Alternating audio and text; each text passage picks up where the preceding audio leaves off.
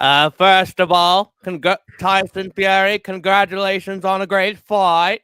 Going into that last round, were you confident that you were ahead? Oh, yes. Oh, yes, yes, yes. Oh, God fucking damn it. Oh, yes, I was. I was ahead, Dawson. I was stupid generous up there. I was ahead. I was quite confident I had won that fight again. I think I got Larry Holmes here, guys. I got Larry Holmes here. I beat that little bunny rabbit twice now. But I will say this to you, Usyk. Merry Christmas, Dosa, because you just got your gift early this year. Fury. I beat you again, Fury. The only guy that can beat Alexander Usyk is Alexander Usyk.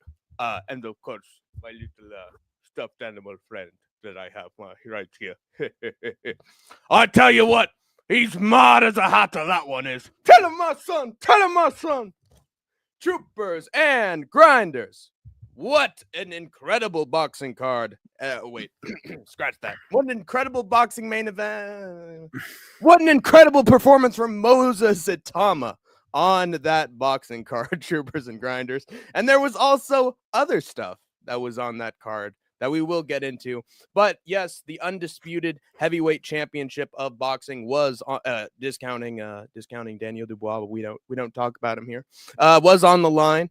And it was another very close fight between Alexander Usyk and Tyson Fury. Not exactly as exciting a fight as the first one was, but I would argue an even closer fight than the first one was. And so there's a lot of discussions and bickering back and forth on what the correct judges' scorecards were supposed to be, who won this, even who won this, that, and the other. But you'll only get the true source of information here at the Skate Tank MMA podcast when Hank the Tank and the Idaho Skatesman break down the massive, spectacular-thon Turkey Al Sheik booked main event to close out what has been a very productive year for boxing, I would say, in terms of like where it's been the last 5 years compared to now.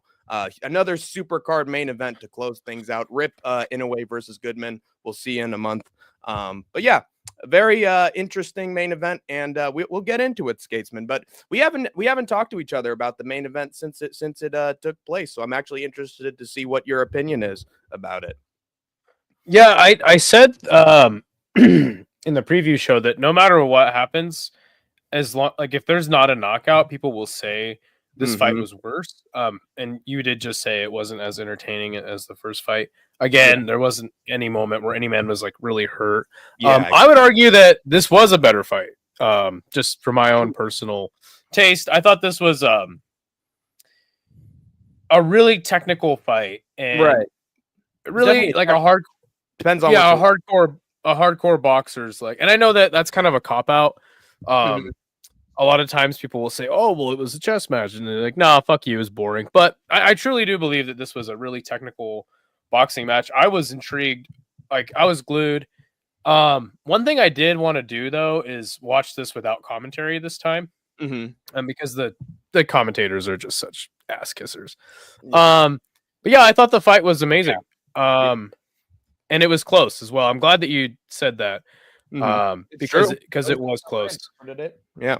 But yeah, we'll get into all the ramifications of it and everything. Overall, the card, though, I did not watch a lot of it, but I did see that there was just straight up decisions until Moses Itauma had gotten his fantastic performance at 19.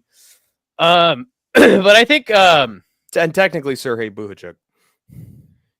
Okay, yeah. That's right. It was like a TKO, right? Yeah, corner stoppage. But yeah, no. But everything was good this weekend. One. Had a fantastic event. KSW's event was all right. And then Rise versus Glory was really, really entertaining as well. Sure. A few things to talk about before we really get into like some of the stuff we talked or watched over the weekend was in Karate Combat, Rebellis Despain made his debut, got a quick knockout. Yeah, the guy's looking sick in there, and you had sent something to me warming up for the show that I guess he had been drafted by the GFL. Yes, he was, because he was in the major announcement when they had the big list of old veterans. Apparently, just like Drake's ops, just like Drake's ops list. Take place, because another thing of controversy is like, well, we don't know if they're actually going to be fighting or they're going to be coaches or working with the team. Like, just because we have the name that's part of the organization doesn't mean they're going to necessarily be fighting in the organization. But you got to assume that Rebellis de Spain would be a fighter for the GFL. But I don't know, man. I get, like I said before we hopped on, like if I were Rebellis de Spain and my stock just went right back up after I got a 5-second knockout, how everybody expects Rebellis de Spain to finish his fights in a promotion that has way less takedown. Now, I would argue there is grappling karate combat. Yeah, how you work the ramp and how you like make sure to sweep somebody so that you can lay some ground and pound. That still very much exists with karate combat, even if it's for a less amount of time. But I think there's a way higher chance that Rebellis de Spain improves his stock and becomes a star in karate combat than he does in GFL, where someone's just going to take him down and he'll be down for the remaining 5 minutes for 3 rounds. Like, I feel like Taekwondo and karate combat is his sport. So if I were him, I'd be like, yep, sayonara. Sorry. Well, wasn't he like a Olympic medalist in Taekwondo? Yeah, he was. But yeah, no, for sure. They should strap a rocket to Rebellis de Spain. No doubt. Just send him to the moon. That's their guy for sure. Him and Alves as well. We got some people in the chat, by the way. Good old Kobe Wiggle is here. TJ Aiden is here. The Triangle of Hell. It's Skate and Hank. That is right. The legendary SS Jackson is in. Yeah, and he said he asked if we saw Gabriel Varga on Karate Combat. I did not watch the card. Did you? I watched like the first half of it, so one of those performances might have been Gabriel Varga getting a finish. Well, Gabriel Varga is like an old kickboxing legend. Yeah, tell me about it though. Check SS Jackson, do you do well? How are you? I'm doing fantastic, Kobe Wiggle. We're both doing fantastic. We had a surprisingly solid week of combat sports in places that I don't think we expected. Hey, what's going on? Hey, girl, what you doing with that gun in your hand? Good to see you. That was kind of funny. Only kind of. Hey, Capitano Fuco. How's it going in Capitano Fuco? All right, wasn't funny at all. It wasn't. It was definitely entertaining to see Fury come in with his adjustments and Usyk adjusting to the adjustments. Yeah, it was. You didn't know how any given round was going to go. I did see certain patterns with how it was fought, but I will get into that later in the show. But there were definitely some patterns in there I saw. Y'all see Gabriel Varga. We have not, but I am going to go back and watch that on a replay. But speaking of things I watched back on replay, we had the KSW 101 card. And I'm going to go through the big 5 fights that I mentioned on our preview show. One of them was a man by the name of Nassim Belkhwachi, who I had as my big underdog for the card. It turned out that if we scroll down just a little bit here, his fight with Fabian Zabadi actually got canceled. So he got a short notice it was weird doing the fight companion for it because I was like, oh, this guy's gonna walk out, and then it was a white guy, not the guy that was pictured. So Nassim had came out really fast. This was I think this is the one where it ended by ground and pound. No, that was a different one. But he made really short work of Damien 10 guy. Meltier, and you could tell that guy was coming in on short notice. Actually, the teammate of Zabadi.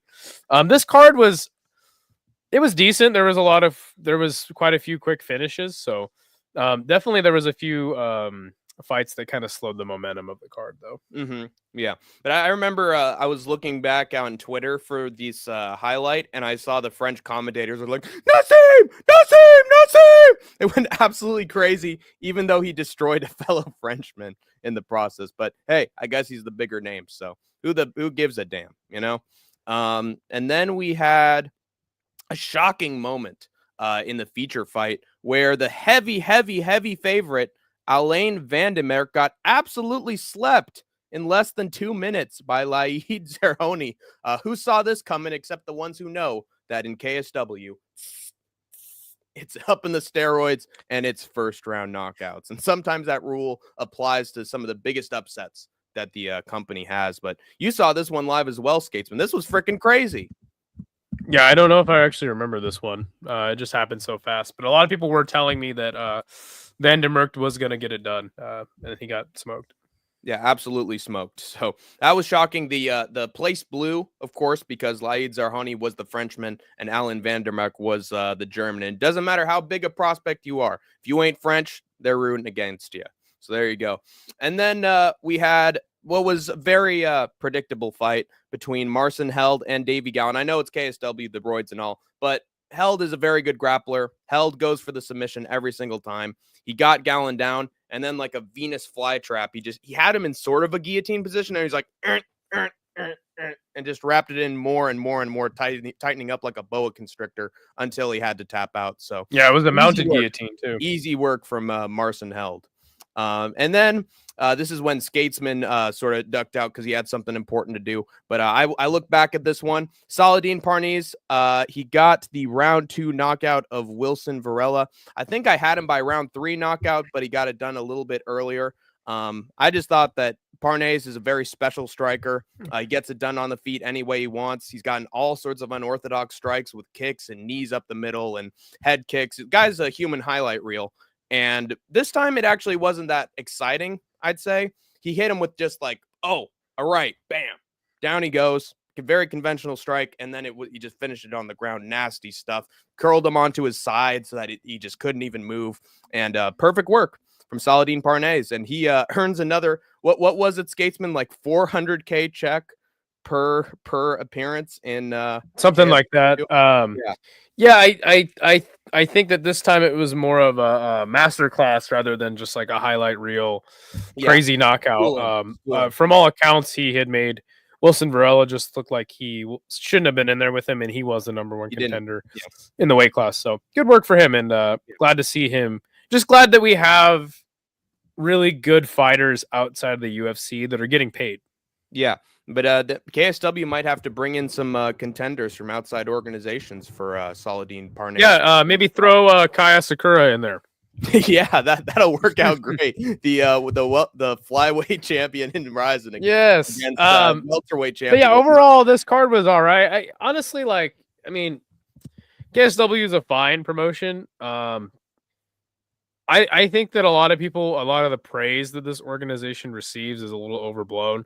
Or just for my taste personally. One thing I do really like about KSW, this is, by the way, my first ever paying attention solely to a KSW card. My favorite thing about the promotion, honestly, is the ring announcer. He brings a really cool he brings a really cool energy, almost like an ominous energy to the fights. And that guy, shout out to that guy, because he's not doing like the Bruce Buffer thing. Right. He just has his own thing that he's doing. I love that. One thing that you can tell when the good fighters start coming out on a KSW card, they have those fake ad tattoos. Yes. And temporary tattoos all over their bodies. The guys lower on the card don't. So like if a guy has, I think the more fake tattoos the guys have, the better he is. So yeah. So if that's the case, then Phil DeFree has got to have tattoos from head to toe. But another thing I love about the announcer is that he's just always draped in just like a spotlight, or there's no lighting at all, so it's like a noir movie. And only he can make a name like Davy Gallen sound intimidating. Davy Gallen. Yeah, I love that, dude. He's doing good work over there. I hope he gets paid. Yeah, really good. Shout out to Cool Breeze in the chat as well. Yeah, so I thought it was a fantastic card. Knockouts from top to bottom, only as expected from Polish steroid KSW. Good shit. Another card that happened this weekend was one Friday Fights had happened this week, and this was a really stacked card. This one went under the radar for me. Obviously, they don't do a lot of promotion. But just some things I wanted to talk about myself was Marat Grigorian coming back to the world of kickboxing. This was a really strange fight. They clearly had brought in a Muay Thai guy for Marat to beat up on. One thing that is illegal, again, I watched the whole Rise versus Glory card. We're going to briefly talk about that before we talk about Usyk and Fury. You're not allowed to collar tie and throw a strike. Okay, this is because Alistair Overeem in K1 did this to a guy, and like just knocked him out so viciously that they literally had to change the rule in kickboxing. Now, this guy Zahidi was doing really good work, but he had clinched, he had collar tied and threw a knee about 3 times. And they had yellow carded him. And it was really strange because after about the 3rd time in the yellow card, Zahidi like had no idea what to do. And he got cornered and knocked out so viciously. A lot of people were saying that the referee fucked him, they screwed him, and it's like, it's illegal to collar tie. Like, I'm sorry, guys, it just is. Like, and Chummy Boy watches a lot of these 1 cards, a lot of kickboxing and Muay Thai, and he's like, that ref did too much, and I do agree. But at the same time, like, it's illegal, you know. So I think that. But also, like, Zahidi didn't even seem like he spoke English and was, like, confused about what he was doing wrong. And he was clearly from Muay Thai. So, again, just kind of a layup for Murat. But I'm getting like flashbacks to Jamal Hill and Alex Pereira where Herb Dean stepping in. Outside. No, you're good. Oh, okay. Time in. Ooh. Sure. But, yeah, we did have one. Anissa Mexon came back, got a win. Nice. We had 1, 2, 3 KOs, 4, 5 KOs, and then this is a crazy. We got to talk about it. I'm sorry, Chummy Boy. We got to talk about this, but he says no, skip the Ponpayak fight. We got to talk about Ponpayak, man. A guy who has some wins over Superlek, has a lot of close fights with Superlek. He came back to 1 after a really long layoff, and he barely got a win. Comes back on this card and gets knocked out in 2 rounds. Mother Russia. This is sad. This is sad to see a guy like this have so much time out of the ring, come back, look okay, and then come back on this card and just get fucking knocked out cold. You must fuck, man. What do you even do? I think that this is the biggest case of the Chatri Jailhouse Blues right here. It's Ponpayak. It's him getting screwed by the organization, trying to get a fight, and then this is what happens to him. Truly a sad day in the world of Muay Thai. Did you watch this fight? Did you watch this card? I watched none of this card. So honestly, you recapping this is very entertaining for me. Just random ass results, man. Right, and it just I have to talk about it because it's sad, and this is Chatri's formula, man. If you don't kneel to his whim, he'll put you in the Chatri Jailhouse Blues. So shout out to Chatri Jailhouse Blues. We had another knockout and another. And then we had our main event, Sidichai, just getting outclassed. Old kickboxing legend, Sidichai. Fantastic kickboxer. Finally looked old here and got out kickboxed in a unanimous decision victory for Shadow. So it was a really good card. The next thing we will talk about is the Glory versus Rise tournament. Did you watch any of this? Yes, I watched a bunch of it with Jay from Rush Hour. And then I think we had like 4 or 5 fights left, and then I had to head to bed quickly because Usyk versus Fury was in the morning. So I missed the closing stretch of this. So again, with the results I'm going to see for the final of this thing are going to be very surprising to me. Hopefully, I'm looking forward to it. So let's see if we can get. They only have a main card results. I'm interested. Shadow was powerful, man. Big power, but that still went to a decision. But I'm assuming when he did land, it was pretty impactful. Panda is fighting the other Haggerty. Do you know about this? Is Freddie Haggerty?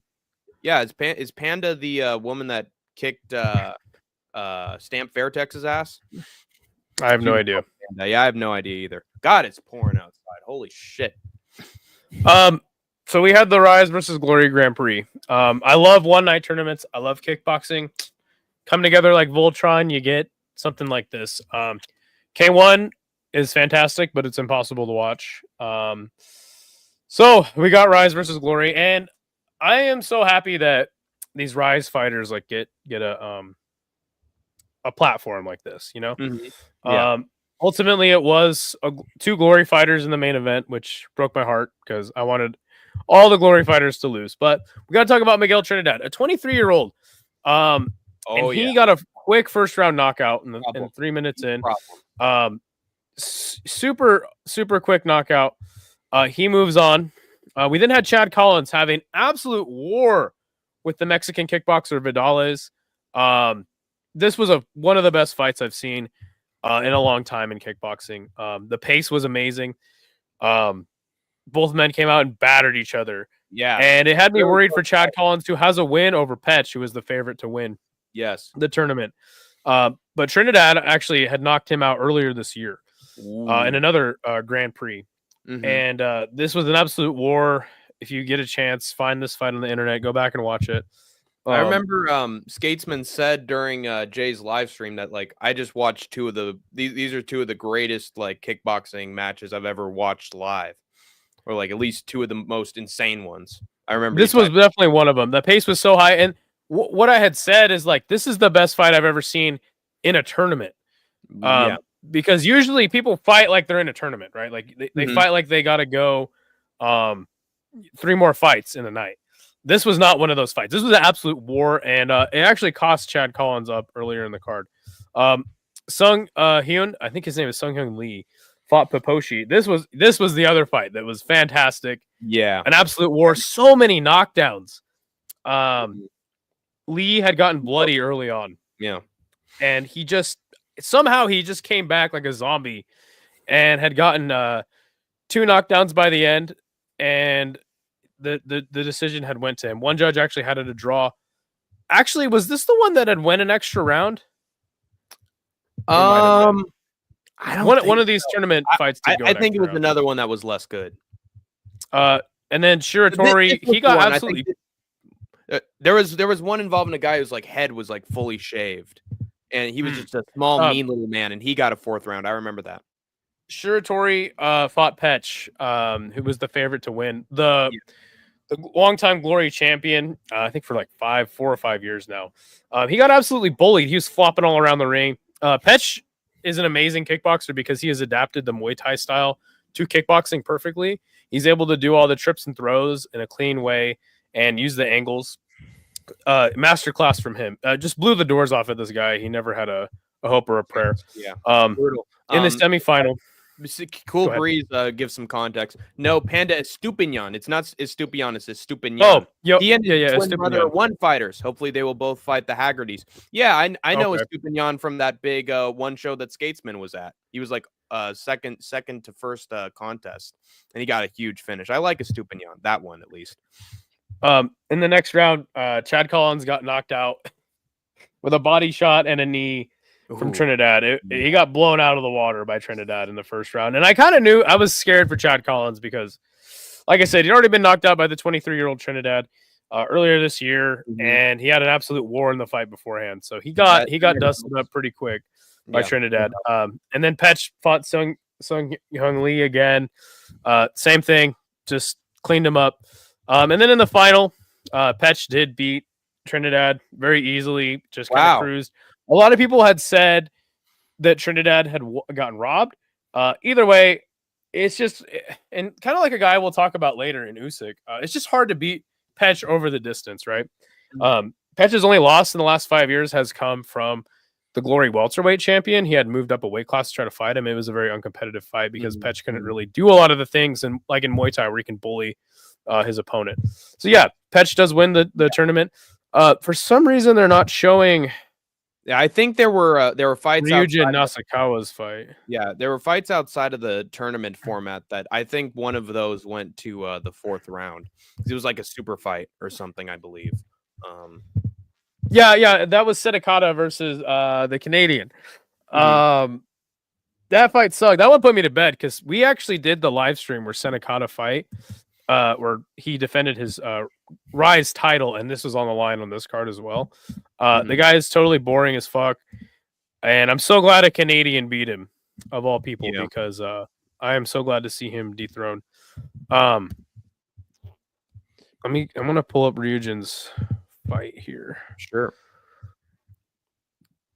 I don't know if it's on. My getting folded again. Well, man, sad existence for Chummy Boy, man. So there were a few kickboxing fans that were disappointed this time around. Do you know anything about Tenshin Nasukawa? Yes, I do. I believe we watched him in like a super fight with Rod Tang, right? Yeah. Yep. That's who it was. So this is the younger brother of Tenshin. He's in boxing right now and doing pretty he's well. An 18-year-old. He had fought on this card. He fought a Muay Thai fighter by the name of Pet Mai. He got absolutely destroyed. Ryujin Nasukawa looking like that dude in kickboxing. I just wanted to quickly just mention him. Go back and watch his fight if you're interested at all in kickboxing. Definitely one to watch. I hope that he does stay in kickboxing, but he has stated that he wants to be an MMA fighter, probably just because he get paid more. But yeah, super great card. Loved watching it. I did fall asleep during the main event because it was like 5 a.m. Yeah, it's the only thing that sucks about these.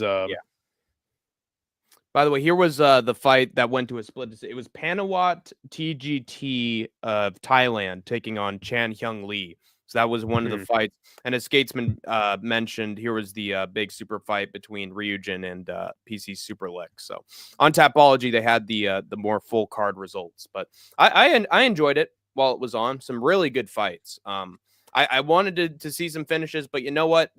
Now I understand why Skatesman loves watching these tournament formats and these big kickboxing shows so much. Because you should be there for the fights. Because when the fights are good, the fights are real good. And that's right. What it's all about, man. Good. Nothing beats good kickboxing in my opinion. Epic fights. But is that it for all the stuff outside of Fury Usyk 2? Should we get to the big boxing? That's it. All right, I got it on tab right now on dial on my Tapology page. Let's pull it up. And do you want me to go from top to bottom, or we just want to go through the big ones? You'd go over whatever you want, man. I didn't watch majority of this card. I was out doing other things. Just because I kind of knew it would drag and it started so early, and again staying up so late for Rise versus Glory. Yeah, I think I'll go through the fights that I was watching at the time during my fight companion. You know, I skipped through the first 2 or 3 fights because they're usually like unspectacular, and then this was like the first fight that actually had major implications. So I started with this one. Peter McGrail was taking on Reese Edwards. I tuned into this one like around round 3 or round 4, but honestly, it seemed like every round of this fight was going sort of the same way, and I predicted it perfect. Peter McGrail is really good at throwing in the pocket and exchanging and winning the exchanges, whereas Reese Edwards is a taller, lankier guy who really needs to find his distance in order to get in a big shot that wobbles his opponents. And there were times that he was able to crack Edwards with some good shots that were well timed, but this was mostly Peter McGrail's kind of pace and his style of fight, which was, I'm going to go back and forth with you and I'm going to win the exchanges. And that's what happened for the most part. Didn't see a lot of moments where Edwards was able to slip through that little crack in the guard that he has that I mentioned. So that definitely helped out Peter McGrail. But one of these days, he will run into a boxer that is going to just snipe him right on the top of the head and put him out. But not today. So good for Peter McGrail. This was another one. Title change of the very prestigious WPBC International Featherweight title between Lee McGregor Intercontinental. It says international there. Does it really? Yeah, it says international. What the fuck? Intercontinental Internationals. It's a brand new one, Skatesman. It's very prestigious. I've never heard of that. Or just got introduced recently. Usually it's Intercontinental Silver Regional America's prestige title. Nope, not this time around. We're ripping all the scoreboards apart, Skatesman. We're taking out the structure of the organization. What is international? What's the difference between intercontinental and international? There's literally no difference. It's just a new belt. All right, well, I stand corrected. But listen, if there's anything that boxing needs, it's some more new belts. Am I right? I think I'm right here. But Isaac Lowe, I picked him as the other big underdog to pick on this card. Didn't get it done because Lee McGregor, man, he's it's sort of like bout I was just mentioning before, except the tall, lanky guy was actually able to get in his power shots. Lee McGregor is a sniper. He's very technical, very accurate with his striking. He was super precise and accurate here. Isaac Lowe wanted to brawl, but McGregor, he kept on like punching out his mouthpiece, especially in the last like 3 or 4 rounds. Like he just hit him with like a counter, and then out it would go, and then the referee would be like, "Oh God damn it, here we go again. You want your mouthpiece? Stop the action." And then he'd walk. Did they clean it up, or did they just pop it back in? They just put a new one in, like a new one. Okay, because sometimes the referee will grab it and just put it back in their mouth, which is totally disgusting. Sometimes they'll grab it and take it over to the corner to wash it out. So he'd have to walk to the corner pretty much every single time. That mouthpiece got punched out like 5 times, dude. And Isaac was amateur. Isaac was having none of it. Just let me fight. I don't want a mouthpiece. Let me fight. And the team was like, all right, here you go. Here's washing it. So like the last couple rounds of this fight were starting to get pretty unbearable. But Lee McGregor, he's just really good with the counter game, and that's what won him this fight. Very smart approach from his team, knowing that Isaac Lowe's going to make this a brawl. Isaac Lowe just wants to trade. And so you're not going to trade. You're just going to hit him with a big shot that's going to put him off balance and make him stop trading with you. And it was a great approach. And I think Lee McGregor did pull this one off. It was at this point. It wasn't at this point, but later on. And good old Bobby Nisso, also known as In the Granite, let me know that he thought that Isaac Lowe won this fight instead of Lee McGregor. So maybe there's a small minority that thinks this was too close a fight to call. But I personally thought the tide swung in Lee McGregor's favor. Also, the rain outside is completely gone. I don't hear any rain anymore. So I'm sad. But then we had a very strange fight, and probably aside from the main event, actually, screw the main event. This was the most controversial fight of the entire card.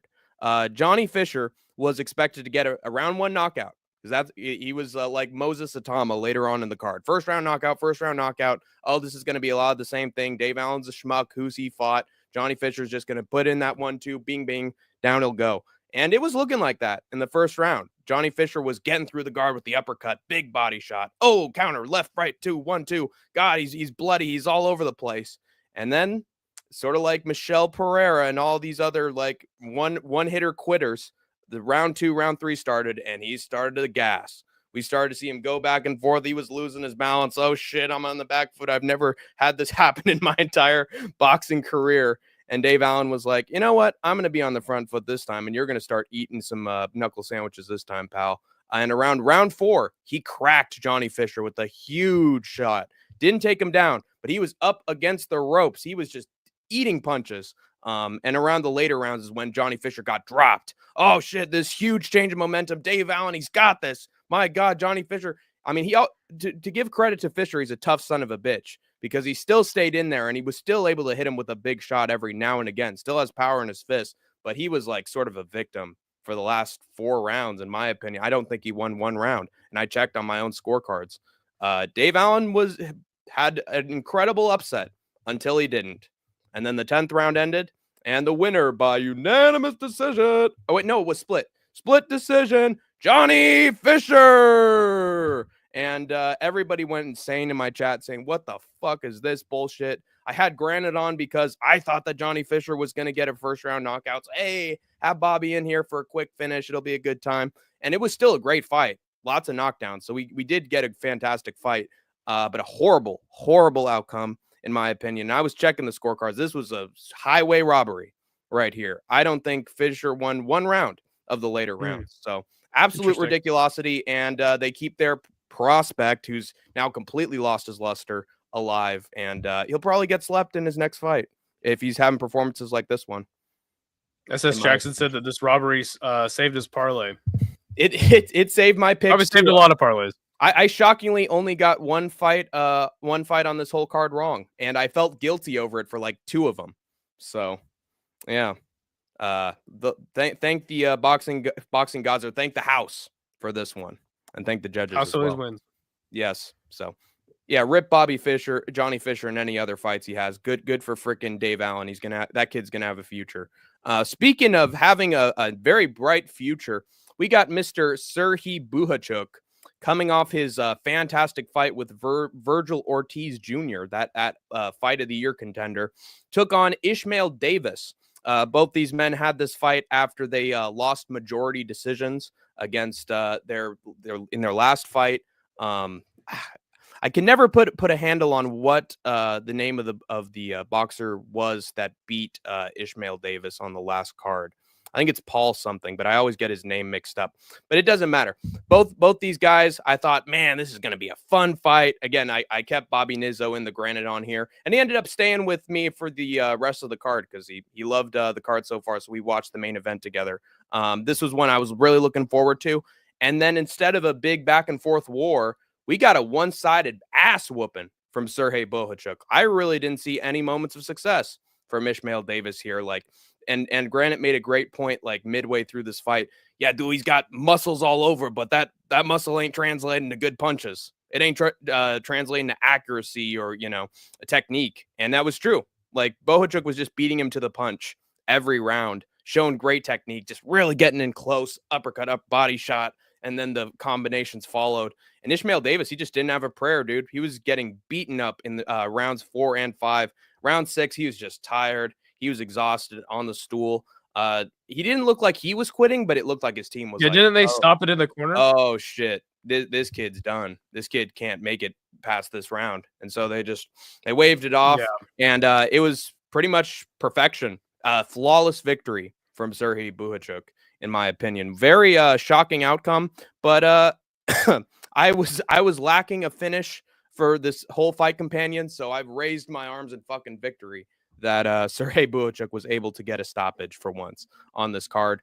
It's still very entertaining, for sure. It's cool to see a masterclass from Bohachuk after he had such a back and forth affair with Virgil Ortiz Jr. It's cool to see that Sergey is can be very dominant and very good at just winning a fight when he wants to. And it was a Ukraine sweep on this card. So good for Ukraine. That'll help him out in the war. And it was Josh Kelly who won the majority decision against Ishmael Davis. But Bohachuk was way more decisive in this one. And then we had what I would actually call the highlight. I'd call this the highlight. I had seen this. Card. This was fantastic. We want to talk about flawless victory. Incredible stuff from Moses Itauma. He made it look easy. I love the timing of his punches. He's just so unorthodox with what he's going to throw. And when he catches you with the 1, he's going to catch you with the 2. And that's what happened against Dempsey McKean. Just hit him with shots he didn't see coming that just folded him like a lawn chair. In round 1, man, dropped him. I was shocked that I just saw someone get dropped on this boxing card. I was right in the middle of some spiel, and I was like, "Whoa, holy shit!" Bobby's like, "Oh shit, dude, you gotta finish him. Hey, if you drop him down, you gotta finish that motherfucker right afterwards." And then Itauma hit him with it was like, just bent himself backwards. Brutal way to knock out his opponent, and this was the highlight reel knockout that of Moses Itauma's wildest dreams. This is how you prove that you're actually a phenom in the heavyweight weight class and show that you're going to be a problem for the division in the future. This is the statement that Moses Itauma needed to make, and by God, he made it in the best way possible, in my opinion. Yeah, it was like you said, the highlight of the card. Some people were like, "Oh, he's chasing Mike Tyson's record, being the youngest heavyweight champion." He is only 19. We should mention, and had a great performance on a big card as well. Again, I wouldn't if he doesn't hit that achievement, I don't think anyone should be disappointed because this kid's got a bright future ahead of him. Yeah, for sure. I think he's going to be a bigger champion in the future, regardless. You never know with boxing, so you got to keep your fingers crossed. But this was the flawless performance, and I said during the preview show, this is the make or break fight for Moses Itauma. Is he going to prove that he actually belongs among the great contenders at heavyweight right now? And now we know. Now we fully know. He just treated this. I think he was 22-1 because he came off the Hrgovic loss. This is the statement he needed to make against a guy who was very experienced and very talented in the division. He was 14-1. Yeah, 14. Can he beat a guy who's just tough as nails like this guy? Yep, he can. So passed the test with flying colors. And then we have the big main event between Alexander Usyk and Tyson Fury, the rematch in what was I would say, a pretty different fight from the first one, and no less entertaining. I was definitely hooked watching this thing, and I was calling it within the granite. We had a very interesting series of scorecards we had for this fight. How did you score it? But I think I'm gonna let Skatesman go first in this one before I give my thoughts on this. Well, yeah, I mean, even in some of the fight companions, and even afterwards, like everybody's scorecard was all over the place. By the 6th round, I had it basically even, and then a lot of people had like some people had it 9-3 for Usyk, which I thought was kind of crazy. I think 9-3 either way would have been ridiculous, but I by the end of the fight I had actually scored it a draw, so I wasn't really upset either way. The final result was 116 to 112. All 3 judges. That fucking stupid ass bullshit AI judge had it 118 to 110, which is hilarious. Oh my God. And actually, it had 2 10-10 rounds in there, which is really funny. Very, very interesting. It even though like it was a different fight, definitely round 1 seemed like a continuation of the first fight. Mm-hmm. I thought that Fury had took the first 3 rounds. Yeah. And then by the 6th, I was like, because everybody was scoring it live, and I was like, boys, throw out your scorecards. Like there's gonna be no consensus here. Because it had started getting so wide the other way. Fury had done such a good job of cleaning up his defense in this fight. He kept his right hand glued to his face for a majority of the fight. He did a better job about not getting in exchanges or not getting pressured in a corner and getting landed on. The thing, I mean, really the thing though is like by the 6th round, I had started to say like, hey, this is a close fight. Tyson Fury is doing a lot of things different here, made a lot of adjustments. It's just that Usyk is inevitable. Winning 12 round, like winning a 12-round contest against Alexander Usyk is a tall order, man. And for all the adjustments that Fury had made, Usyk stayed one step ahead of him. Is Usyk the biggest guy in the weight class? Not even close. Is he the most powerful? No. Is he the fastest? I would argue he's not. What he is, though, is he is probably the most intelligent boxer we've seen in a long time. And goddamn, this guy, you just can't. And then another thing too is like by the last 3 rounds, to me, it was clear the momentum had swung wholly in Usyk's favor. Same with the last fight. Really, and I mean, again, like it's unfortunate that the story of the fight is what Tyson Fury didn't do, because there's so much praise we can give to Alexander Usyk for what he did and the adjustments that he made in his own right. But I thought that Fury looked so belabored. He made so many bad choices, switching stances, and then just like not looking good. At times he did like a Philly shell. None of his power shots had a lot of power on them, and whether or not you scored it for Fury or Usyk, we definitely saw that Usyk is like down the stretch. He's going to win the fight in the later rounds, and I think just like Floyd Mayweather, if you don't take 6 rounds from this guy immediately, you're losing. Like, there's or putting him down with a body shot like Daniel Dubois. Yeah, I mean, that's kind of I mean, well, you got to put him down, or you got to dominate him to start. Yeah. Another thing too is like just like the Anthony Joshua fight, which again, this duology was much closer than that. In the rematch with Usyk, like you can make all the adjustments you want. Usyk's just one step ahead of you. In the Joshua fights, I was like, man, Joshua was doing better, but still getting his ass whooped.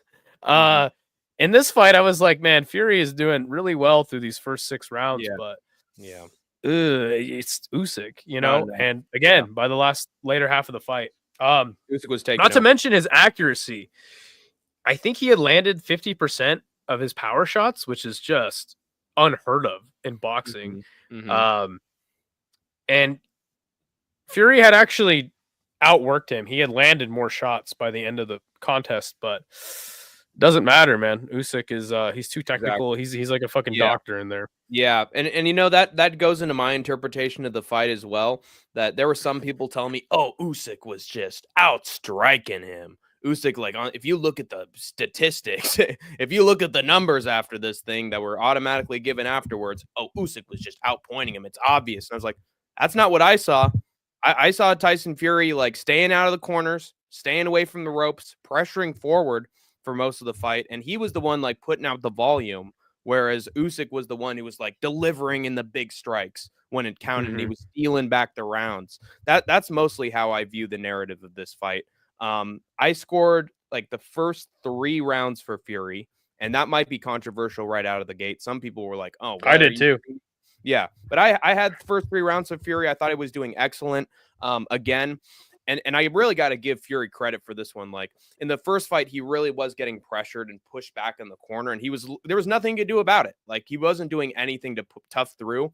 But in the first 3 rounds, and you could argue first 6, he was just making sure jab, jab, jab. No, I'm staying away from that corner. Jab, jab, jab. And now I'm the one pressuring forward on you. Even during the later rounds when he was actually like just eating big shots, like he ate them so that he wouldn't be in that corner. And I got to give him respect for toughing through some of that onslaught so that he'd always maintain control of the pace. But I will say that there were a lot of rounds where Fury was doing well for the first half. And then in the second half, now he'd start to back up a bit, or he'd start to, stay in place or do his little switch stance and like actually like sort of have his feet glued to the mat. Cause it was like just hard for him to move. And Usyk would just be the bam, bam, bam, bam, bam. 4 or 5 combo. That snapped his head back. That staggered him. Well, that Usyk takes the round back. That's just right. What I remember. Right. That's what I remember a lot of. Like you can hit him with your jabs that are like just maybe getting through the guard. Hit him with a nice body shot. Ooh, that hurt him. Bam, and then the little right cross afterwards. I got it. I'm really impressed with Fury, like Fury's improvement from the first fight in this one, and just how he was like changing up his strategy. But it just wasn't enough, dude. Like at some point, Usyk was going to figure him out. Usyk was figuring out the jab or the little feints he was doing, or the way that he would dodge, and then he would like hit him to make sure that he beat him to the punch, that he got the timing first. And for that reason, I scored most of my rounds to Usyk based on big shots he would land in like the last 30 seconds. Yeah, how did you score the fight? I ended up scoring it, and this might be controversial. I had it 7-5 for Fury. For Fury. I think could easily see it a draw. There were some rounds that I really did think were draw rounds, like round 9 and round 11. I scored those 2 as draw rounds because those were ones where Usyk was landing the big shots on him, but they like phased him just a little bit for like a second. Right. Yeah, he did a good job rolling with the punches. Yeah, he'd roll and then he'd keep hitting him with that jab, and Usyk wouldn't do much at the end. Okay, I'm going to give that a draw. I think they both evened each other out. I think that maybe my foible could have been that there were like rounds 4, 5, 6, 7 that probably went to Usyk, but I was just like, oh man, the volume is just really doing the difference here. On the scoring side, I thought that there was like one very clear round for Fury, and I think it was the 5th or the 6th round. I was like, dude, this is Fury's best round. Yeah, also, another thing that Fury changed is he was not clowning Usyk. He took this fight very seriously. And in the first fight, he was like doing that showboating stuff. But in my opinion, there was like 3 very clear rounds for Usyk, where I was like, holy shit, Usyk is now picking up speed. And I think I had those as round 4, round 6, and round 8. I had those very clear for Usyk based on huge shots that were like, he just could not get away from the combinations of Usyk. But yeah, I will also admit that I had In the Granite in my ear a little bit as he was commentating, and he was a few. He's very passionate. Yeah, saying big right hand from Fury, big uppercut, a big body shot from Fury, and of course he picked Fury to win, so that isn't going to help. And I was telling him, dude, I have Fury. I think a lot of people thought Fury would win promotionally. Yes, because Turki Al-Sheikh was riding him so hard, and it would have been the bigger business for boxing. Exactly. Because they would have gotten that trilogy fight, and then that would have been a big deal. And so, like, I was telling him, dude, he's only up 2 rounds, and he's like, "What are you talking about, Hank the Tank? I got him up like 4 5 rounds. I think he's up 4 5." And I was like, "Oh God!" But it ended up being like Bizarro in the granite in terms of the judges' scorecards, and it would be Usyk who would be up 5 rounds on every judge's scorecard. Now I find that a little bit crazy. Like, and when Daniel, it was Anthony Joshua who was commentating the fight. Thankfully for me, I had the commentary completely muted, so I wasn't hearing any of their glazing of Tyson Fury, but I couldn't escape seeing those scorecards of Anthony Joshua, and I just thought to myself, this guy has suffered too much CTE, man. This guy is suffering brain damage. What are these freaking scorecards? When I would have a round for Fury, he'd have it for Usyk. When I had a round for Usyk, he'd have it for Fury. And I was like, what the hell's wrong with this dude? There's a reason why you're a boxer and not a commentator. Stay off the desk, or an analyst. Stay off the desk. So I think we can all agree that was fucking stupid. But I think a lot of this fight was determined by the last 4 rounds. And in my misjudgment, I had a few rounds that were draws that probably shouldn't have been draws. But yeah, I did that the first time. The first time. But I took into account, you know what? I'm going to give Usyk the benefit of the doubt, since I was doubtful about that rounds, and I'm going to give both those draw rounds to Usyk and see what I get. I still had Fury up 2 rounds, so I don't know what to say. It's like a Diaz Masvidal kind of situation where it's like, do you go with the fact that Nate was just hitting him over and over again with little shots, getting him up against the ropes, having more pressure, or do you go with that one big shot from Masvidal that wobbled him? I view it as a very similar thing here. I think Usyk is fantastic. Technically, I think he's fantastic at Hank the Tank. Hank the Tank. You heard it here first. Headline of the day: Hank the Tank says, "Usyk-Fury II was the same fight as Masvidal, Diaz, and it was the exact same fight, troopers and grinders, including the ridiculous result." But I digress.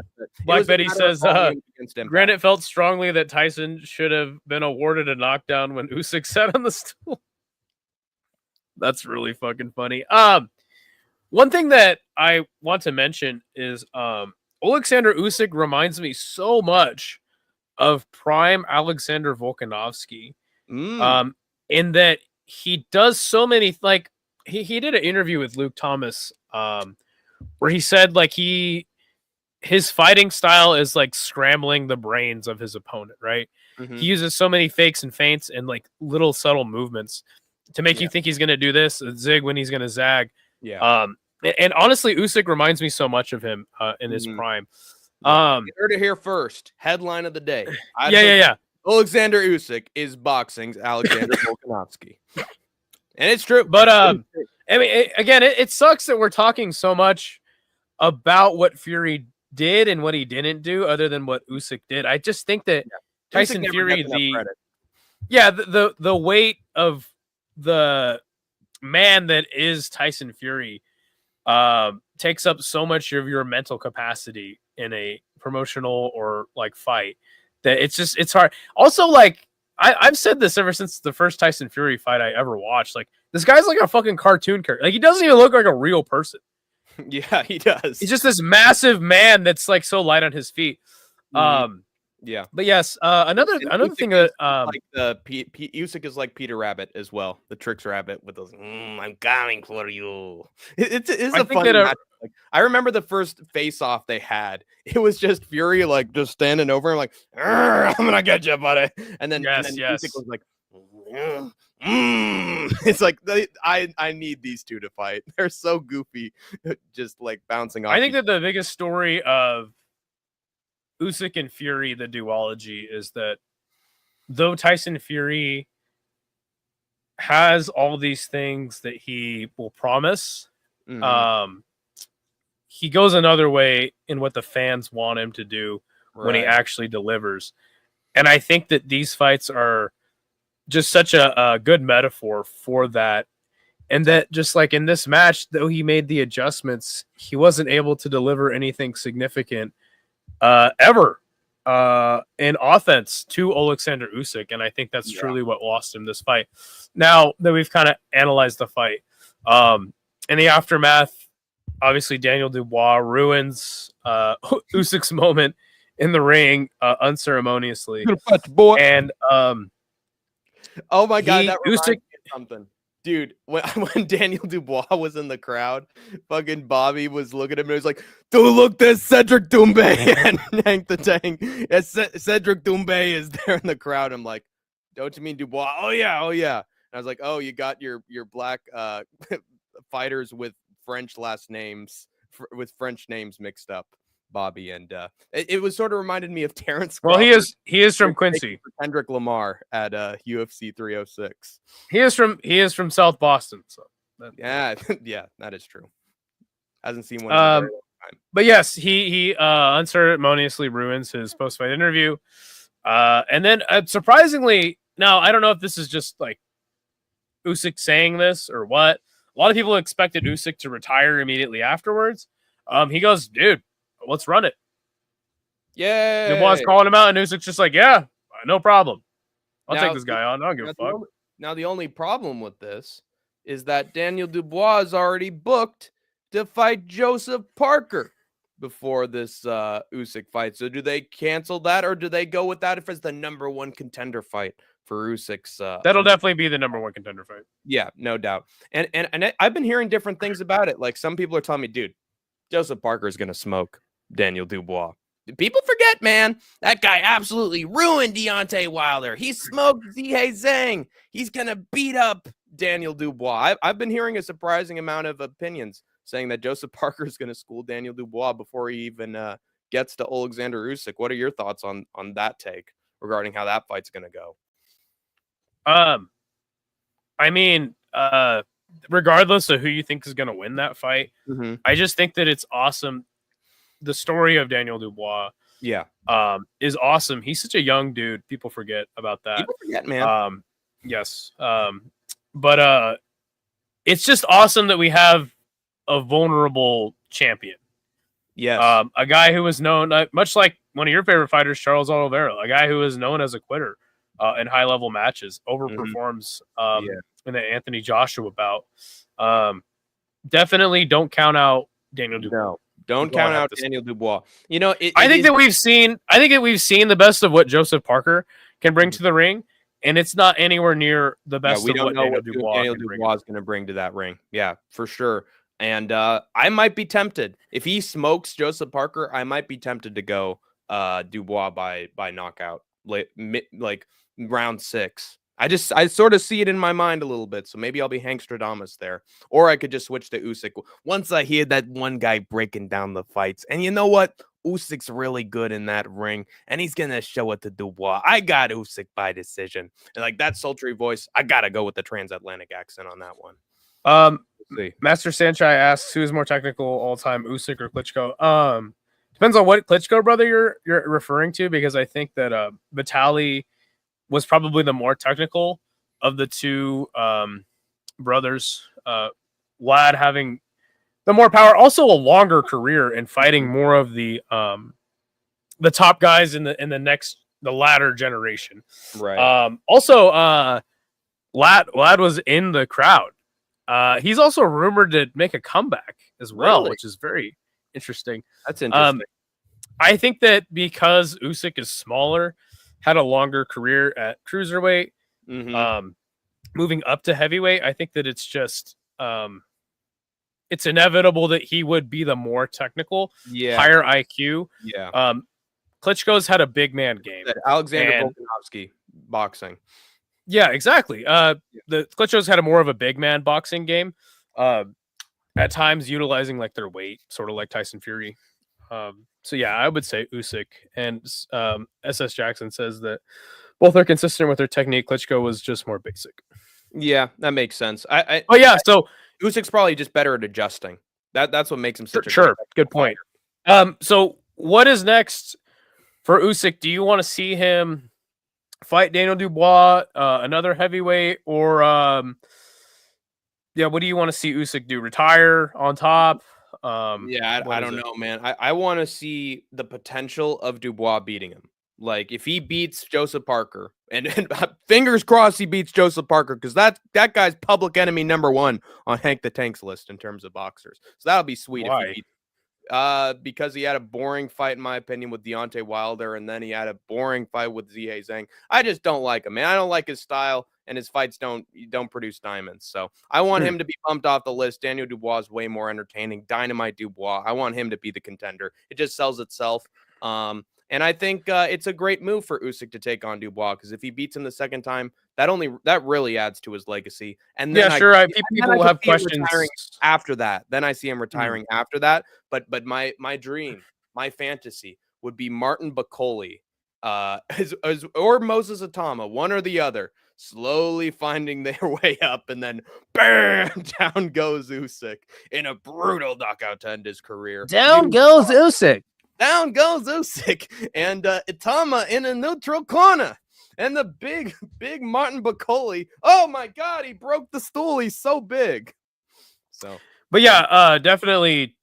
People have a lot of questions, and there's a controversy over, was it a knockdown? Was it a low blow? So yeah, I think that'd be good for his career to right that wrong.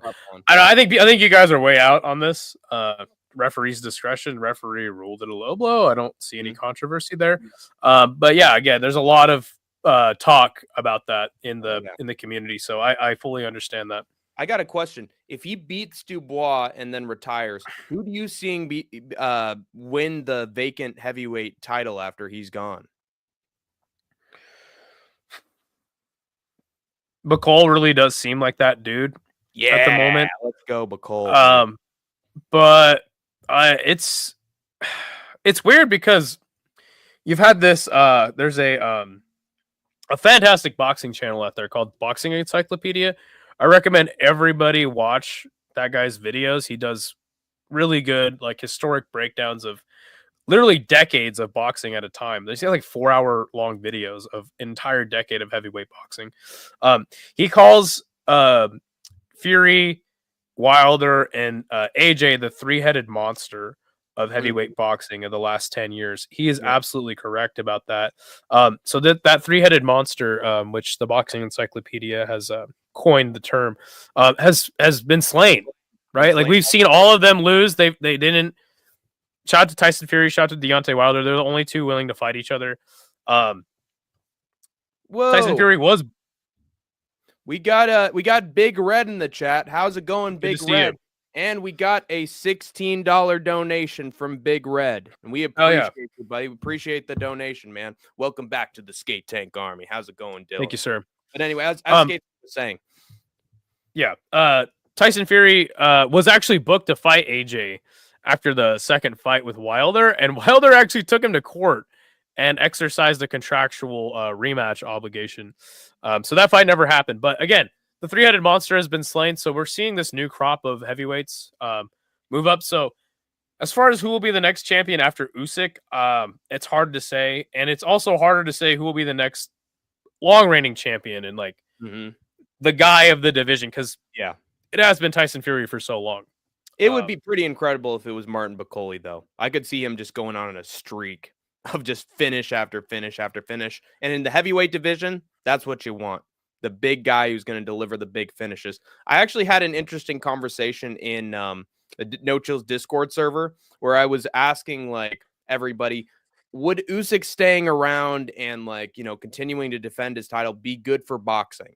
And they told me no. No, that would not be good for boxing because he's getting up there in age. He's getting old. You know, he's had multiple weight divisions, maybe less established names. He doesn't win, you know, by finish. So him being champion, that wouldn't be great for boxing long term. And then I asked, well, would Daniel Dubois be good for boxing long term? Hey, he gets finishes. Hey, he's pretty technical. He's young. And they're like, no, Daniel Dubois, who is world heavyweight champion, is not good for boxing. And I was like, well, I don't think that being in a casual boxing, I don't think that being in a boxing casuals Discord server is the best place to get that information either. Yeah, but apparently everybody being a heavyweight champion is not good for boxing. So whoever I would argue that.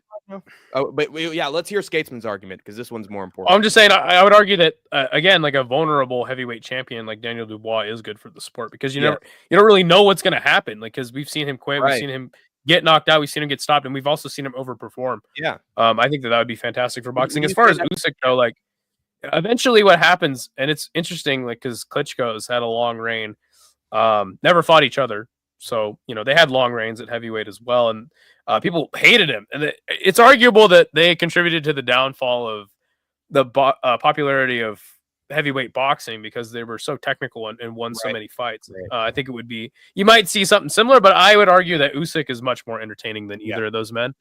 So would you say that Anthony Joshua had that role for a while of the vulnerable champion?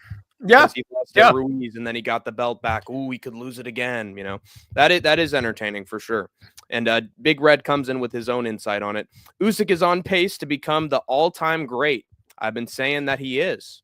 I would agree. I don't like talking about like all-time great status before a fighter is officially retired, but yes, you're absolutely right. Yeah, I think. But again, so we've talked about Usyk and what's next for him, the implications for him and his career. What's next for Tyson Fury? Yeah, here's the question that I was interested in, and I think the answer is honestly pretty obvious. I'd have him versus Joshua on the way out in a big show, 100% in Britain, open air arena. Best, entrance Wembley of Tyson Fury's entire career, and he gets a big uppercut, knock Anthony Joshua the fuck out, and retire on top. That's what I say. That's the only fight I want to see for Tyson Fury. Unfortunately, we have seen Tyson Fury do a complete 180 from what we want him to do before. Fight Derek Chisora again, or fucking Dillian White. Oh, brother. I hope he doesn't do some shit like that, and he very well may take a warm-up fight just to get his bearings back, but yes, Anthony Joshua versus Tyson Fury is the only fight I want to see pretty much in boxing. Like, I don't even really care that much about Usyk Dubois. Yeah. Give me Tyson Fury versus Anthony Joshua. Inject that heavyweight boxing match into my veins right now. Burns! I made a movie? But yeah, that would be a fantastic fight. Legendary SS Jackson says, shout out to Boxing Encyclopedia. That sounds like a website. Fantastic channel. I've also got my buddy on the left who I would call. It's a YouTube channel, and I that's a place I've gotten a lot of my information from. So neato. But yeah, he does so many fantastic videos on heavyweight boxing. By the way, and this is another question. How do you think Anthony Joshua fares in that fight with Tyson Fury? Because he has lost twice to Usyk. Now, Usyk is fantastic. Usyk's really technical. I would say Joshua's less so. Very reliant on his speed and on his pressure game and being a sniper. Whereas Tyson Fury, he's a volume guy, but he can get caught as well. Do you think that's a close fight, or do you think Fury, with how honestly good he's looked in his last two fights with Usyk, you think he sort of sweeps up Joshua at this rate, especially after he got dominated by Dubois? We know exactly what Tyson Fury would do in a fight with Anthony Joshua. We know the game he's going to bring. The thing about Anthony Joshua that people do not understand is that he used to be a puncher. Mm-hmm. He had gotten knocked out by Ruiz. He started playing it safe. And then all of a sudden, he went on this incredible knockout streak again in the lead up to Francis Ngannou. And then he had knocked out Ngannou, which people then lost their fucking mind, blew their load. You guys can't fucking rate what Tyson Fury or AJ did against Francis Ngannou as serious for the implications of the rest of their career. Anthony Joshua looked like that dude, like the fucking greatest boxer of all time. Fucking Mike Tyson against Francis Ngannou, okay? Right.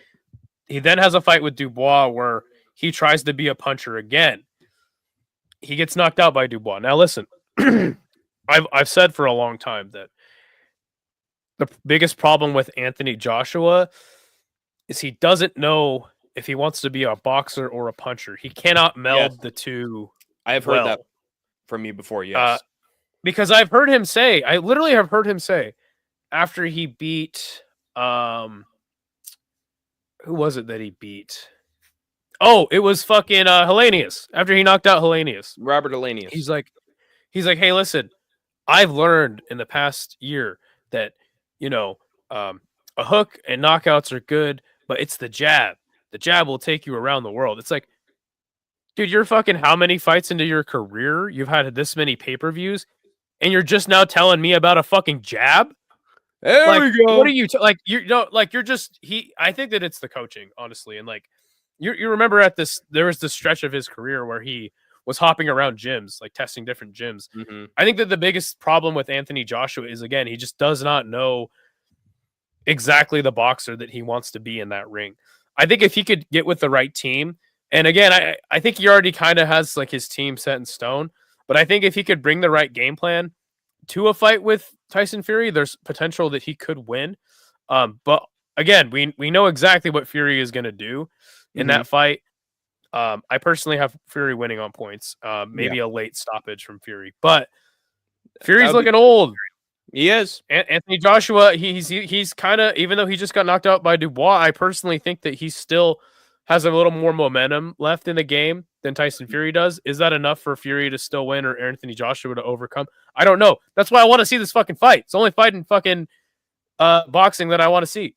Yeah, I do too. And man, like, what would you call that performance that Joshua had against Dubois? Like a puncher's or a fighter's technique? Because honestly, we didn't have a lot of time to see it because we just saw Dubois kicking Joshua's ass and just hitting him with big shots and him covering up. Now, I actually think like Joshua's unlocking the puncher in him during that fight as time went on, because he was just hitting him with the big shot. Oh my God, that wobbled Dubois. He didn't get a chance to like jab. Okay, now he's defending himself. He had to have a puncher's chance to beat Dubois, and then he actually cracked him, and we were like, oh, he's got him, and then boom, him being the puncher got him completely fucking slept by Dubois. So it's hard to say like what approach he's gonna take going into this fight with Fury. I think that Joshua got hurt early by Dubois, and he never really regained his bearings. But I thought it was still impressive that he never quit on himself, and he was in the fight the entire time. Yeah. If Dubois and Joshua fought 10 times, Dubois doesn't win 10 of those fights. No doubt. He may win the majority, but Anthony Joshua certainly would win. He wins 3, in my opinion. Definitely 3 or 4 of those. SS Jackson says, I got Fury whooping AJ. Definitely doesn't need to be eating too many of AJ's power punches. 100%. Yeah, especially after his performances against Big Red with paragraphs in the chat. It really takes a special fighter to never, in either the amateurs or pros, be knocked down by a punch to the head. He's never been dropped by a body shot either in the pros, except probably Dubois. He's been knocked down by body shots 2 times in the amateurs and got up before a 5 count and didn't even get put in survival mode. Yeah, 100%. It's again, it sucks that so much of the narrative around this fight was what Fury did and what he didn't do, blah, blah, blah. But here's a guy who Olympic gold medalist, extensive amateur career, unified cruiserweight champion, probably the best cruiserweight of all time, unless you think Evander Holyfield is the best cruiserweight of all time. It's one or the other. And now unified lineal boxing heavyweight champion, 2 wins over Anthony Joshua. Oh yeah, that's what I wanted to do. I wanted to bring Usyk's record up. He is a because very impressive one. Though I don't think that he has the best resume at heavyweight. Here's just some of the wins. Right. So he won the WBO cruiserweight title in 2016. So quite a long time ago, 8 years ago. He wins the cruiserweight title, and then he takes on Michael Hunter, who is now up and coming heavyweight himself. He gets a UD over him, has a majority decision over Marius Bradis, one of the other best cruiserweights of this era. Takes on Tony Bellew for the cruiserweight title, knocks him out in 8 rounds. Chaz Witherspoon, he retires him in the corner. Alexander Usyk KO. Holy crap. Derek Chisora, he gets the WBO title. 2 wins over Joshua. Yes. A knockout win over Dubois. And now 2 wins over Tyson Fury. Where he's hit him with big shots as well. What a resume. Combat Sports Fan memory was shorter than a TikTok kid, I swear. A TikTok. Yeah, 100%. I agree. Joshua takes a couple of the fights. If him and Dubois fought 10 times, 3 or 4 wins out of 10, and he is doing that at heavyweight and cruiserweight. Yeah, 100%. Just a fantastic career. There's a reason why Dylan's considering him the GOAT, just based on those wins alone. I don't think he's saying he's the GOAT. He's saying all-time great status. Yes. Yeah. He's on the list. So fantastic. I mean, nobody beats Sugar Ray Robinson in GOAT status, in my opinion. Yes, sir. No one. All right, and that was it. That was it honestly wasn't a great show, and I could say that from experience. But I will say about this show, when it's Turkey Al Sheik and it's in the Middle East, I feel like these shows go by quicker than they usually do, because they didn't have a musical act.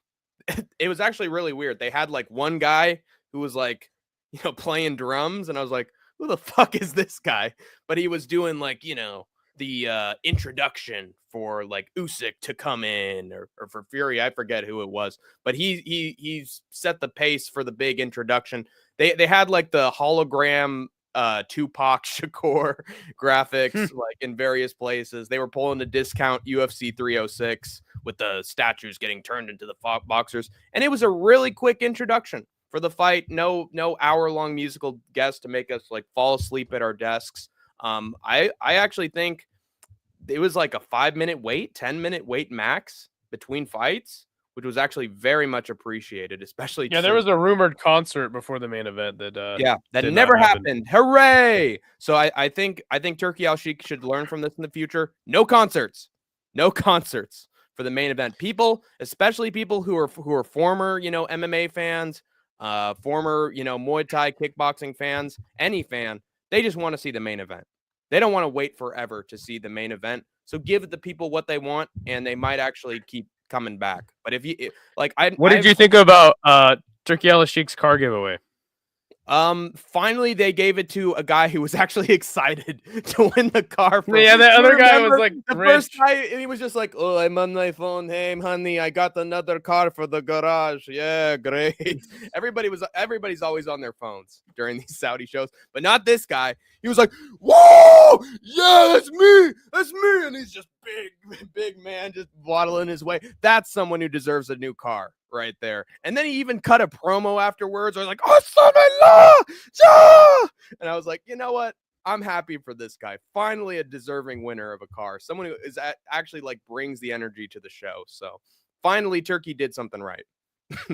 He's done a lot of things right, but one thing that I think he should do for these heavyweight cards, though, is have all heavyweight fights, like that first card that he promoted in Saudi. That was a fucking sick fucking card. Yeah, and all heavyweight card, I think, is the only way to go, personally. Yeah. Also, I remember Turkey saying, because I've covered this on the Think Tank, that he was like, "Oh, dude, when Francis Ngannou was going to be here during the boxing card, and then I'm going to whisper in his ear and just ask him, hey, do you want to, think of signing on the dotted line with John Jones? I'm going to talk with Dana. Let's put that super fight together." And I saw Francis Ngannou like 4 rows back from Turkey Al Sheik. So I highly doubt that they had a chance to talk during the show. But yeah, there's no progress there. It has to be Jones versus Aspinall. It's already in the works. Dana promised. Tom Aspinall's calling John Jones a chicken. So well, everything Dana has ever promised, has happened. So yeah, dude is not fitting in that car. Heavyweights and cruiserweights cut down Usyk, but Beterbiev, who fights at 175, does it to the body no less. Beterbiev could demolish a single family home to the ground with a shovel hooks only. He was landing some big shots on Bivol. It was good shit, but yeah, there's no way that super fight's getting made in a million years. John Jones is too much of a coward. But I thought this was an okay show. Like, with some boxing cards, you get like, oh, a bunch of knockouts, or you get like, oh, fight. Oh, finally we get a knockout. And this was one of those cards. But it seemed very top heavy in traditional boxing fashion. Turkey main event definitely delivered in its own way, though. So I'm happy that was at least interesting all the way through. But too many rounds going Usyk's way, in my opinion. Should have been closer. A lot of people had it closer. Yeah, I again, by the 6th round, I was like, dude, throw your scorecards out, because this could go either way at this point. Yeah, but that's it, man. I think that's all we got to cover. Even though we had 0 shows to cover, we still made it an hour and 20 minutes. I guess. So listen, we're gonna do a special show for you guys on Tuesday. It's gonna be ranking. It's gonna be a tier list, Hank's tier list Tuesday, but it's gonna be all of the lineal heavyweight champions in history, excluding Tyson Fury and Usyk because they are still active. We're going to rank all of them. We're going to put all of them into tier lists. We have done the research. We've crunched the numbers. And I totally have. Come and join us on Tuesday for that. It'll be pretty epic. Yeah, it's gonna be a Skatesman's Roadshow for most of that. I'm gonna be like, dude, I know Muhammad Ali. I know Tyson Fury. I love those guys. Oh, this is he won't be Tyson Fury will not be in the tier list. He is still active. Well, yeah, I'm gonna try to do as much research as I can before Tuesday, so I have something, especially the old 1910s, 1920s heavyweight fights. Those ones fascinate me, and those are ones that I've seen more than the others. So I'll definitely have some insights there. Chummy Boy says, if you ever do Muay Thai, I want to join. 100%. I don't know enough about Muay Thai. By the way, Bukaw did fight this weekend, and he got a win. So that's fucking awesome. Oh, yeah, and RWS, I saw that. Hey, Dylan says he's there. Good. Dylan's there better Viev stops his opponent is time. The fourth dimension. Yeah. Also, what are you going to do for a Wednesday stream? Well, that's the question. That would be Christmas Day. Here's this is, dude. Tapology's at the point where literally their front page for like a few days had AMC Fight Nights. That's the big MMA show we're going to be watching this week, and then we have Octagon on Sunday. So I'm going to try to cover all those picks, and then we'll have Ryzen, of course, on Tuesday. I think we should try to stall the predictions this time to like Thursday or a Friday, so that it's actually relevant when we cover the shows and it won't be too far away. But I'm thinking of having Hank's Think Tank on one of those days, and then I'm negotiating to have another guy hang out, like maybe Fight Night Frankie for Frank and Tank, Friday, and where we can just do a talk show where we talk to people on in the live chat. That's what I'm thinking. Cool. And then on Sunday, I think I'm going to do a Hank the Tank Fight Companion for Octagon, because usually that has some good. You have to eat a ghost pepper at some point. Oh yeah, that's right. I was thinking we have to do some sort of special end of the year stream, maybe during Ryzen. I don't know, but we have to do some sort of stream because Hank the Tank did lose the Tapology Pick'em contest to me, the superior champion of the world, Idaho Skatesman. So he has to eat a ghost pepper per the agreement. Yeah, I'm gonna go to the farmer's market, and you gotta buy a ghost pepper, dude. What are you doing? Ghost pepper, man. I'm gonna refrigerate. Dude, it would be terrible if I bought it like too early and then it's spoiled, and then on top of eating it and it tastes like death, like there's like mold in there, and then I get food poisoning. That wouldn't be great. Good luck, buddy. I'm looking forward to watching it. Everybody else should be too. Join us Tuesday for that tier list. You have any other final closing thoughts? Thank God we're gonna have more MMA next weekend, including Ryzen, because there was an MMA hole-shaped hole in my heart during this one. If we don't see you guys Tuesday for that stream of ranking in celebration of Usyk's win, we're gonna rank all the lineal champions. Which, by the way, Dylan, I got bad news for you. Ron Lyle was never lineal champion. But yeah, so he will not be on that list. If we don't see you guys before then, happy holidays. Spend time with the family. Eat a whole bunch of food. Hope you get some presents and stuff like that. But yeah, Hank the Tank, lead us out. Dylan, by the way, is so happy that his ghost pepper idea went through. So you know that Dylan's going to be on that end of the year Hank the Tank suffering stream. But yeah, until we meet again, troopers and grinders, you have escaped the war zone for now.